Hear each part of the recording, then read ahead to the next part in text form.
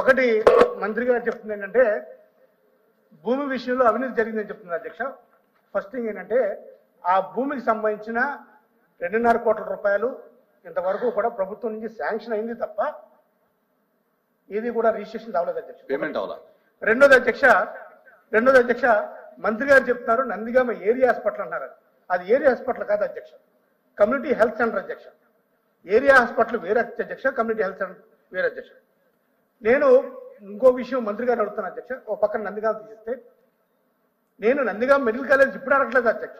భవిష్యత్తులో నందిగామ మెడికల్ కళాశాల ఇప్పుడు నేను ఏర్పాటు చేసుకోవాలంటే స్థలం ఎక్కువ ఉండాలి కాబట్టి, ఎలాగో మనకి జీవో ఇచ్చారు కాబట్టి, నాబార్డ్ నిధులు ఇచ్చారు కాబట్టి, డబ్బులు ఉన్నాయి కాబట్టి, ల్యాండ్కి అలాట్ చేశారు కాబట్టి ఆ డబ్బులతోటి మీ స్వయాసాలతోటి మీరు కొనండి అని చెప్తా.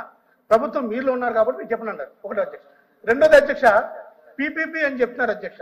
ఏది మన ఏదైతే 100 బెడ్ హాస్పిటల్ అధ్యక్ష, ఈ బడ్జెట్లో ఈ ప్రభుత్వం ప్రవేశపెట్టిన బడ్జెట్లో వీళ్ళ హెల్త్ ఎక్స్పెండిచర్ చూస్తే అధ్యక్ష కేవలం 6% అధ్యక్ష.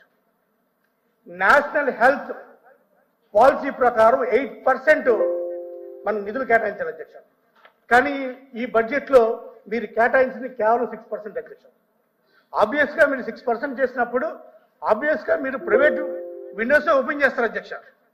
మనం హెల్త్ సెక్టర్కి, ఎడ్యుకేషన్ సెక్టర్ను కూడా మనం ప్రైవేటు ప్లేయర్స్ని ఇన్వైట్ చేస్తే ఇంకా సామాన్యుడు ఎలా వెళ్తాడు అధ్యక్ష?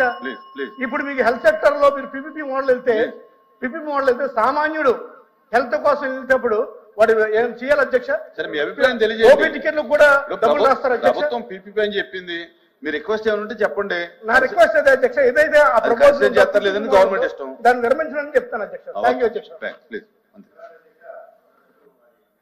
వాళ్ళే మంజూరు చేయించానని చెప్తున్నారు. అది 30 పడకల కమ్యూనిటీ హెల్త్ సెంటర్ గా ఉంది అధ్యక్ష. అప్గ్రేడ్ అయిన తర్వాత 100 పడకలు అయితే దాన్ని ఏరియా హాస్పిటల్ అంటారు అధ్యక్ష. 30 పడకల సిఎస్సి నుంచి 100 పడకల ఏరియా హాస్పిటల్ గా అయింది. దానికి 19 కోట్లు ఖర్చు కూడా పెట్టాల్సి ఉంది అధ్యక్ష. సో అది ఆయనే అంటున్నారు అది స్థలం కూడా తీసుకుందామని, కానీ పేమెంట్ చేయలేదన్నారు. అంటే దాని ఉద్దేశం కూడా అర్థం చేసుకోవాలి అధ్యక్ష. అంటే పూర్తి చేయాలని ఉద్దేశం ఉండిందో లేదో తెలియదు, ఇప్పుడు చిత్తశుద్ధితో వాటిని పూర్తి చేస్తాం అధ్యక్ష. లోకల్ ప్రజల మనోభావాలను దృష్టిలో పెట్టుకుని వాళ్ళకి ఏదైతే సౌకర్యంగా ఉంటుందో, పట్టణంలో ఉంటే సౌకర్యంగా ఉంటుందో, బయట ఉంటే సౌకర్యంగా ఉంటుందో ఒకసారి చూసుకున్న తర్వాత దాన్ని బట్టి నిర్ణయం తీసుకోవడం జరుగుతుంది. అయితే అధ్యక్ష గౌరవ సభ్యులు చెప్పారు రాష్ట్రంలో పరిస్థితులు జిఎస్డిపిలో 6% ఉండాలి. వరల్డ్ హెల్త్ ఆర్గనైజేషన్ ప్రకారం బడ్జెట్లో 6% పెట్టాం. ఆ రకంగా చూస్తే 2023-24తో పోలిస్తే అధ్యక్ష 25-26 ఆర్థిక సంవత్సరానికి 25% ఎక్కువ నిధుల్ని మా ఎన్డీఏ కూటమి ప్రభుత్వం కేటాయించింది అధ్యక్ష.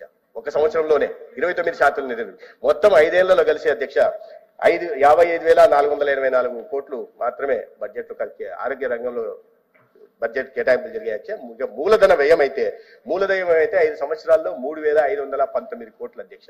మేము ఈ ఒక్క ఆర్థిక సంవత్సరంలోనే 2025-26 ఆర్థిక సంవత్సరంలోనే 2,705 కోట్ల రూపాయలని మూలధన వ్యయం మీద వెచ్చిస్తున్నాం. దాన్ని బట్టి ఎంత తేడా ఉందో అర్థం చేసుకోవాలి. ఎవరికి చిత్తశుద్ధి ఉందో, ఎవరికి పై మాటలు చెప్తూ ప్రకటనలకి పరిమితమయ్యారనే విషయాన్ని అర్థం చేసుకోవాలి అధ్యక్ష. ధన్యవాదాలు.